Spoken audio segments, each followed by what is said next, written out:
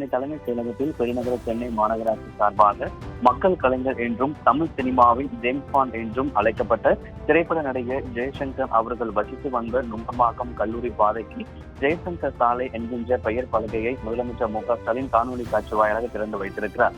அதே போல அதனைத் தொடர்ந்து நாடக நடிகர், தமிழ்நாட்டின் முதல் தொலைக்காட்சி தொடர் தயாரிப்பாளர், அரிமா சங்கத்தின் பல முக்கிய பொறுப்புகளை வகித்து வந்த எஸ்.வி. வெங்கடராமன் அவர்களின் வசித்து வந்த மந்தவெளிப்பாக்கம் 5வது குறுக்கு தெருவிற்கு எஸ்.வி. வெங்கடராமன் தெரு என்கின்ற புதிய பெயர் பலகையை முதலமைச்சர் மு க ஸ்டாலின் காணொலி காட்சி வாயிலாக சென்னை தலைமைச் செயலகத்திலிருந்து தற்பொழுது திறந்து வைத்திருக்கிறார். இந்த இரு நடிகர்கள் பெயர் பலகை திறந்து வைக்கப்பட்டிருக்கும் நிலையில இரு நடிகர்களை சேர்ந்த குடும்பத்தினர் இந்த நிகழ்வில் பங்கேற்றிருக்கிறார்கள். ஏற்கனவே சென்னை மாநகராட்சியில் நடைபெற்ற மாமன்ற கூட்டத்தில் இந்த தீர்மானம் என்பது நிறைவேற்றப்பட்ட நிலையில தற்பொழுது ஜெய்சங்கர் சாலை, அதே போல எஸ்.வி. வெங்கடராமன் தெரு என்கின்ற 2 புதிய பெயர் பலகைகளை சென்னை காணொலி காட்சி வாயிலாக முதலமைச்சர் மு க ஸ்டாலின் திறந்து வைத்திருக்கிறார்.